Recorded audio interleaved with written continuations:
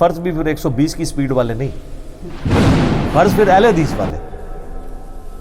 ٹھیک ہے، میں آپ کو ایک مزے کی بات سناؤں. ہم G10 میں رہتے تھے نا، تو وہاں پہ ایک بابا جی تھے. تو وہ بابا جی ہے تو بریلوی تھے لیکن اتنے اسٹرانچ نہیں تھے. وہ کبھی کبھار اہل حدیث کی مسجد میں بھی نماز پڑھنے چلے جایا کرتے تھے. اب جو پوری زندگی بریلویوں کے پیچھے نماز پڑھے، وہ کبھی اہل حدیث کی مسجد میں چلا جائے تو اس کو تو لگے گا عشاء کی نماز صلاۃ و تسبیح پڑھ رہے ہیں، کیونکہ اہل حدیث تو بڑی اہتمام سے نماز پڑھتے ہیں. اور میں آپ کو بتاؤں، اہل حدیث جو نماز پڑھ رہے ہیں یہ بھی آخری درجہ ہے نماز کا، یہ بھی سنت نہیں ہے نماز اتنی تیزی سے پڑھنا. لیکن اگر آپ بریلویوں سے کمپیئر کریں، وہ کہتے ہیں نماز ختم ہی نہیں ہوتی. سر بخاری مسلم میں آتا ہے، انس بن مالک کہتے ہیں کہ نبی علیہ السلام رکوع کے بعد اتنی دیر کھڑے ہوتے تھے کہ ہم سمجھتے کہ آپ سجدے میں جانا بھول گئے ہیں، اور دو سجدوں کے درمیان اتنی دیر بیٹھتے تھے کہ ہم سمجھتے تھے کہ آپ نے دوسرا سجدہ بھلا دیا اور آپ نے تشہد شروع کر دیا. اس طرح کی نماز کون پڑھ رہا ہے؟ بالکل قریب اگر کوئی پڑھ رہا ہے تو اہل حدیث.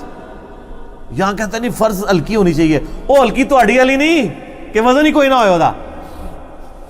ایٹ لیسٹ 4 فرض جو ہے نا جی زور اثر کے 15 سے 20 منٹ کے کم از کم ہونے چاہیے، اور عشاء کی آدھے گھنٹے کی، اور فجر کی نماز کے 2 فرض جو ہیں آلموسٹ پونے گھنٹے کے. کیونکہ بخاری مسلم میں الفاظ ہے گپ اندھیرا ہوتا تھا، نماز شروع ہوتی تھی، اور جب سلام پھیرتے تھے تو خوب روشنی ہوئی ہوتی تھی. روشنی سے مراد سورج نکلنے کی نہیں، صبح صادق کے پھیلنے کی. تو یہ نماز کون پڑھ رہا ہوتا ہے؟ تو یہ نماز تو وہ بابا جی جو تھے نا، وہ ایک دن اہل حدیث کی مسجد میں چلے گئے نماز پڑھنے کے لیے. تو وہ اگلے دن نا تو ہم دوست بیٹھے ہوئے تھے، تو آ کے ہمیں بتاتے ہیں، ہم تو اس وقت کٹر بریلوی تھے. مجھے کہتے ہیں یار اہل حدیث نے اتنی لمبی نماز پڑھ دینا ہے کہ نماز پڑھنے تو بعد سلام پھیرنے تو بعد کنی دیر بیٹھے رہتے ہیں، تھک جاتے ہیں. وہ اس لیے بیٹھے رہتے ہیں کہ سنت اذکار کرتے ہیں. تو وہ بابا جی یہ سمجھے کہ ظاہر اتنی نماز تو بعد ہے، پھر کم از کم 10 منٹ بیٹھنا چاہیے. ظاہر ان بیچاروں کو کیا پتا، انہوں نے تسبیح فاطمہ کرنی ہے، آیت الکرسی پڑھنی ہے، اللہ اللہ خیر صلاح. اہل حدیث جو سنت اذکار گرین کارڈ والے کر رہے ہوتے ہیں، اتنے میں تو یہ 17 رکعتیں عشاء کی پڑھ کے چلے جاتے ہیں. تو کہتے ہیں اتنی لمبی نماز ہونی تھی، سلام پھیر کے میں آپ دیکھیں کنی دیر بیچارے بیٹھے رہتے ہیں، تھک جاتے ہیں.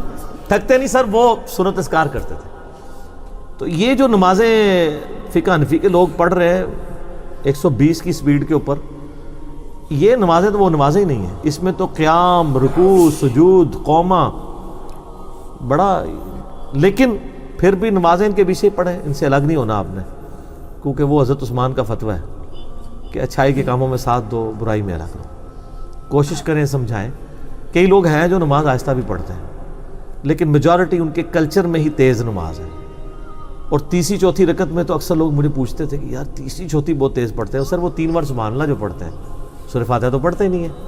ہاں آندہ کو تیسری چوتھی پڑھے نا، تو اس امام کو کہہ کہ یہ جتنی تو نے سپیڈ میں پڑھی ہے نا، اونچی آواز میں مجھے اتنی سپیڈ میں بتا کہ سورہ فاتحہ پوری کر سکتا ہے کہ نہیں. پھر آپ کو سائڈ پہ جا کے بتائے گا بھی 3 بار سبحان اللہ پڑھی ہے. جی ان کا فقہ کا بنیادی مسئلہ ہے کہ فرض نماز کی تیسری چوتھی رکعت میں فاتحہ ضروری نہیں ہے، 3 بار سبحان اللہ پڑھ لیں. اور فاتحہ وہ تھی جس کے بارے میں بخاری مسلم میں حدیث ہے کہ نماز ہی نہیں ہوتی جو فاتحہ نہیں پڑھتا. انہوں نے کہا ایسا نہیں ہوتی، یہی نہیں پڑھا گے. شیطان نے پھر وہ چھڑوائی نا فاتحہ. ہر چیز کے اوپر کہیں نہ کہیں وہ شیطان داخل ہوا ہے. تو وہ اس لیے وہ نمازیں بڑی سپیڈ سے چل رہی ہوتی ہیں. اس سپیڈ میں بڑے چھپے ہوئے راز ہیں، وہ آپ کو اس پلیٹ فارم سے پتہ ہے.